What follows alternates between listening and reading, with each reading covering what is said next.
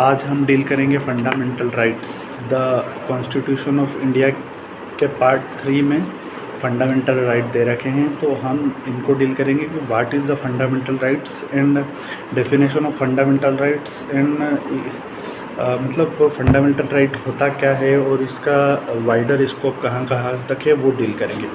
तो इसमें डेफिनेशन में इतना ही रहेगा कि सबसे पहले फंडामेंटल राइट के आर्टिकल 12 में डेफिनेशन दे रखी है। डेफिनेशन स्टेट की डेफिनेशन, तो इसमें पढ़ते जाते हैं और फिर समझते जाते हैं।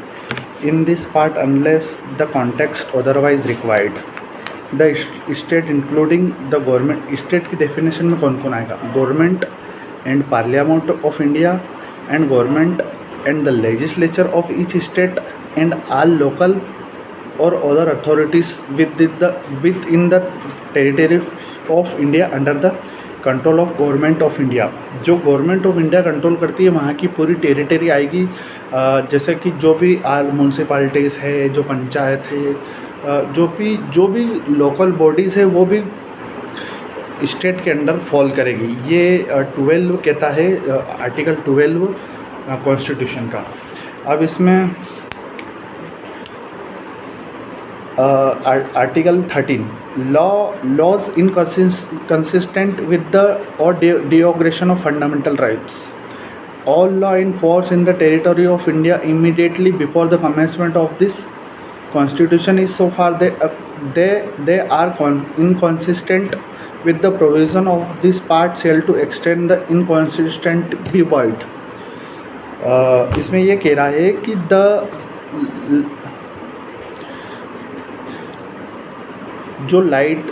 जो फंडामेंटल राइट को या फिर फंडामेंटल राइट को कॉन्ट्राडिक्ट करेगा तो उसमें वो लॉ वॉइड हो जाएगा। जो लॉ है वो जो कमेंसमेंट में, जो फंडामेंटल राइट कमेंसमेंट में, अपना कॉन्स्टिट्यूशन कमेंसमेंट में आया, तो उसके बाद या प्री कॉन्स्टिट्यूशन या पोस्ट कॉन्स्टिट्यूशन में जो भी लॉ है वो वॉइड हो जाएंगे। The state shall not make any law which take away from a breach of right confer the part of any law made in इस contravention clause shall extend the contravention. अब इसमें बता दिया है कि जो स्टेट है वो ऐसी लॉ नहीं बनाएगा जो कॉन्ट्राडिक्ट करे या इफ़ेक्ट करे फंडामेंटल राइट को। तो इसमें लॉ की डेफिनेशन दी है आर्टिकल 13 के सब क्लॉज 3 के ए में। लॉ मतलब विधि, मतलब including any ordinance, order, by law, rule, regulation, notification, custom and usage having in territory of India the force of law. मतलब कि लॉ बता दिया है इसमें कि लॉ में क्या क्या होगा। ऑर्डिनेंस होगा, custom and users having in the territory of India, force in law मतलब रूढ़िवादी प्रथा या सभी आ जाएगा इसके विधि के अंतर्गत।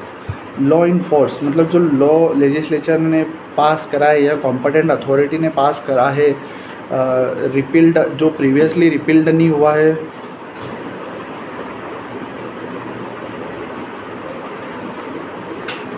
Nothing in this article shall apply. Sub clause 4 क्या कहता है? 13 का nothing in this article shall apply to any amendments in the constitution made under the article 368। अब हम पढ़ते हैं कि what is the 360 article 368।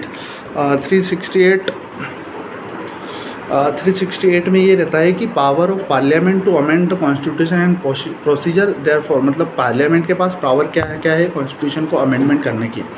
Not with extending anything things in the this constitution parliament may in exercise of it's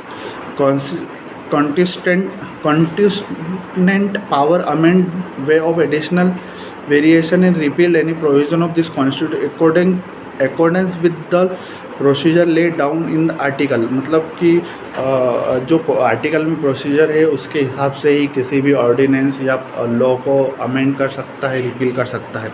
any amendment of this constitution may be initiate only by the introduction of a bill for the purpose of either house of parliament, and bill is passed each house by majority of the total member of the house and by majority and less than 2/3 of member of that house present and voting. It shall be presented the president who shall give the assent to the bill and thereupon the constitution shall stand amended in the accordance therewith the bill.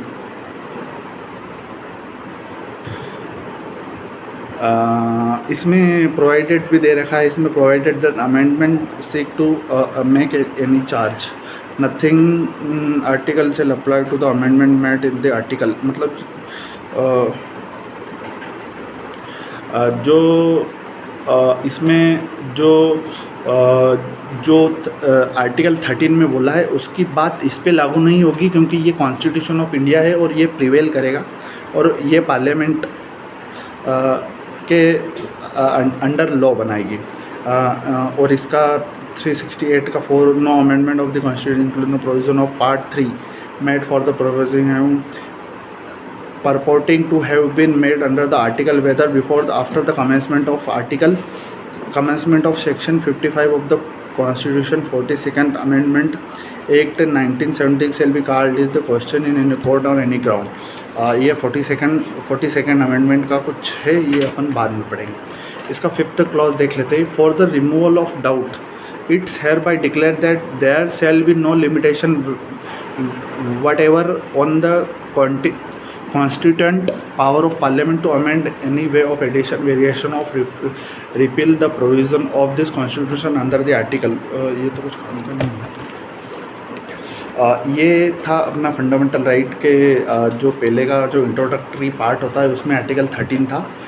अब अपन देखते हैं article 14। Article 14 का भी wider view है। हम इसको कुछ word में पूर्ण नहीं कर सकते, बट जितना भी हो सकता है we will cover it. Equality before law the state shall not deny any person equality before law and equal protection for law within the territory of India। Article 14 की सिर्फ कुछ लाइनें हैं, बट ये कुछ लाइनें भी बहुत सारा बड़ा इंटरप्रिटेशन देती है, जो हम बहुत सारे केस लॉज में देखते हैं कि किस किस केस लॉ में क्या क्या इंटरप्रिटेशन दिया है। इक्वलिटी बिफोर लॉ मतलब कानून के सामने सभी सेम रहेंगे। The state shall not deny any person मतलब स्टेट की डेफिनेशन बताई थी उसमें। State shall not deny any person equality before law and equality protection of law within the territory of India। मतलब जो प्रोटेक्शन इक्वल प्रोटेक्शन जो law protect करता है पीपल को, वो भी इक्वलिटी करेगा, इक्वल ऑल पर्सन को इक्वली करेगा। ये आर्टिकल 14 बोलता है। इसका वाइडर व्यू है, हम बहुत सारे केस लॉज में आगे देखेंगे।